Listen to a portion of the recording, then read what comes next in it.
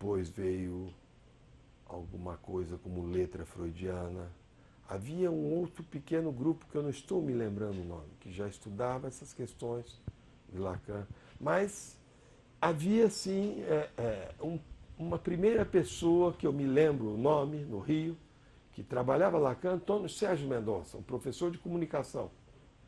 Antônio Sérgio Mendonça, um dos primeiros da área de letras e comunicação, que Linguística, começou, né? linguístico, começou a trabalhar Lacan. Depois veio Magno, eu não me lembro assim. E depois, então, do colégio vem a letra freudiana, e aí surge um outro pequeno grupo que eu não estou me lembrando o nome, mas que depois se desfez.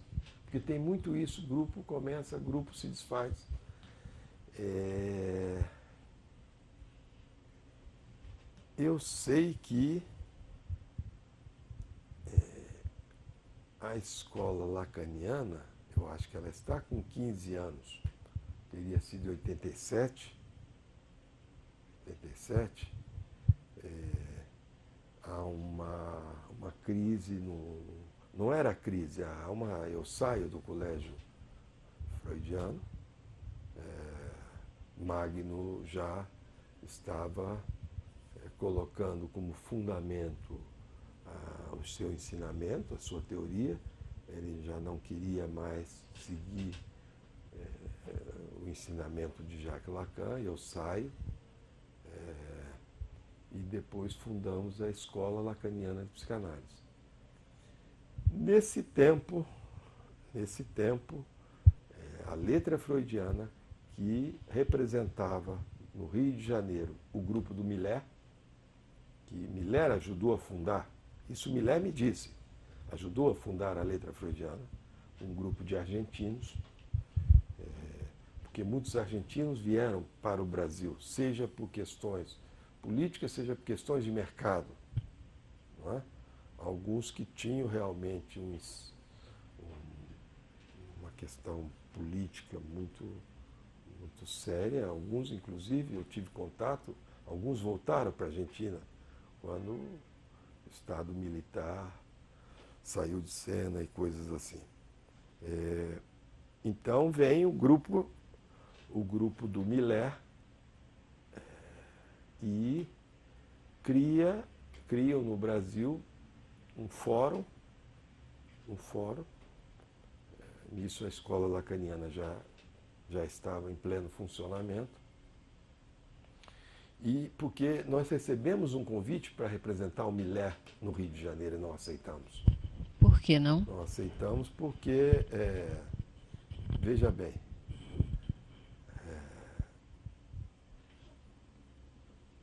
por um lado, isso facilita muito quando você tem um contato internacional.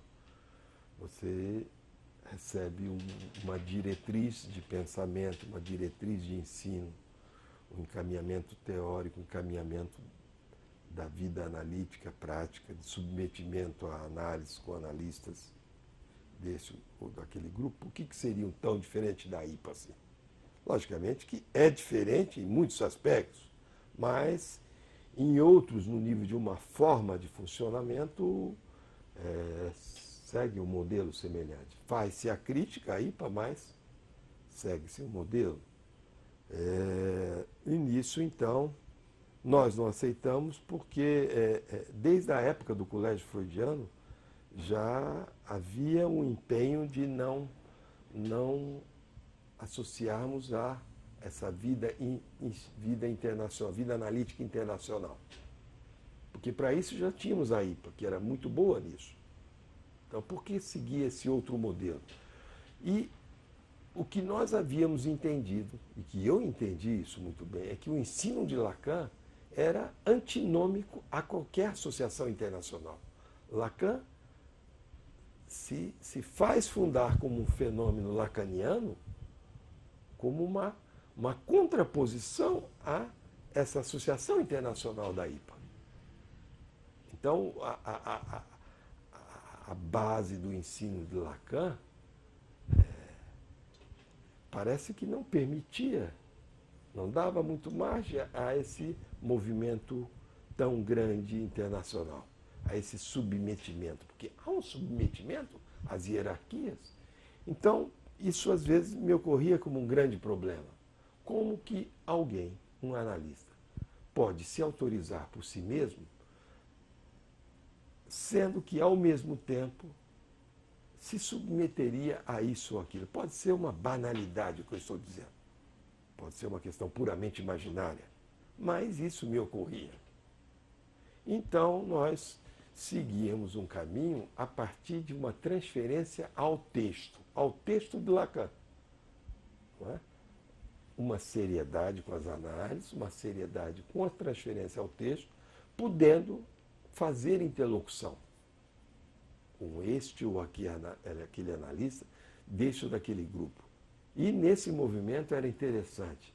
Alguns analistas muito identificados, por exemplo, ao grupo do Millet, não aceitavam essa aproximação. Eles eram proibidos.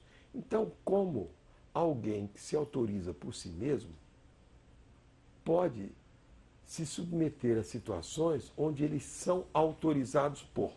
Porque o autorizar-se por si mesmo se contrapõe ao ser autorizado, ao autorizar-se por esta ou aquela norma, este alguém, aquele alguém. Há uma ruptura, uma dicotomia radical, há uma iância que não permite, isso está no ensino de Lacan. Quer dizer, então nós optamos por isso, por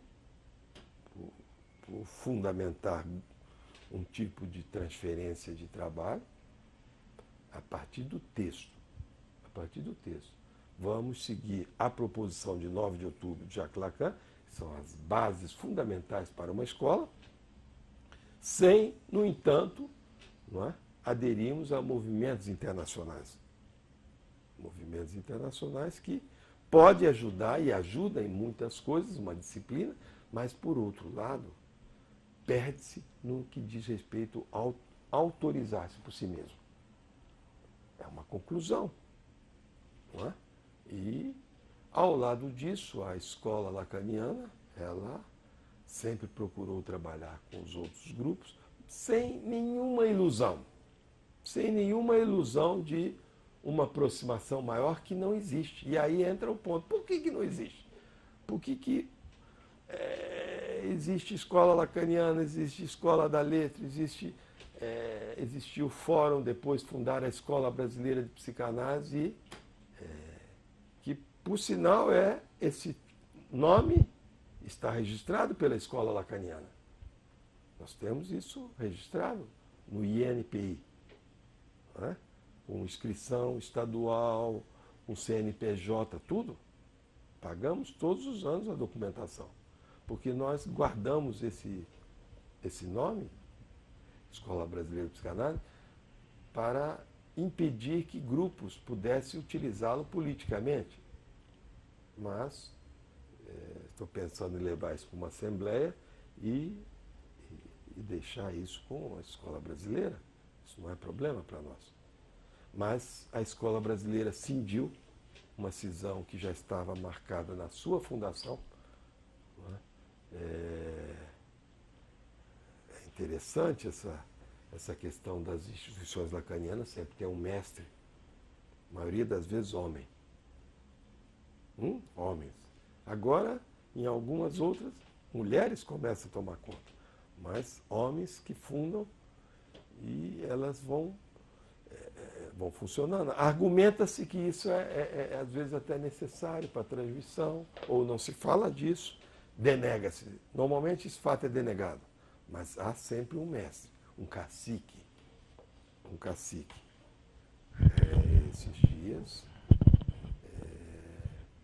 uma situação interessantíssima, um psicanalista conduzindo uma análise de uma pessoa que estudava psicanálise, estuda psicanálise, numa instituição X diferente da instituição desse analista, e que começa uma supervisão com alguém dessa outra instituição, e esse